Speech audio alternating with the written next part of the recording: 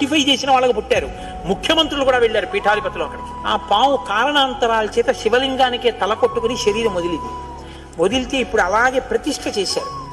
అక్కడ నేను ఆశ్చర్యపోయింది ఏంటంటే, నాకు ఆ దేవస్థానం ధర్మకర్త ఒక ఆయన వచ్చి ఒకసారి ఓ మాట చెప్పారు. బిడ్డలు పుట్టరు అని డాక్టర్లు చెప్పేసినటువంటి వాళ్ళు సుబ్రహ్మణ్య షష్ఠి నాడు ఈ దేవాలయం వెనకాల పడుకుంటారు, వచ్చి బోర్లా పడుకుంటారు ఆడవాళ్ళు.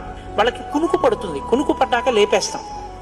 ఆ మరుసటి సంవత్సరం వాళ్ళు పసిపిల్లల్ని పట్టుకుని వస్తారండి అని చెప్పారు. నాకు అపనమ్మకం కాదు, చూడాలనిపించి కాకినాడ నుంచి చాలా మందిని కలిసి సుబ్రహ్మణ్య భుజంగ స్తోత్రం చేశారు శంకర భగవత్పాదులు. సుబ్రహ్మణ్య షష్ఠి నాడు ఆ దేవాలయంలో చదువుదామని అందరం కలిసి వెళ్ళాం. ఆ రోజు వాళ్ళు నా ప్రసంగం కూడా అక్కడ ఏర్పాటు చేశారు. మీరు నమ్మరు, నేను తెల్లబోయానండి. ఎంతంత సంపన్న కుటుంబాల వాళ్ళు బిడ్డలు పుట్టరు అని బెంగ పెట్టుకున్న తల్లులు సంటి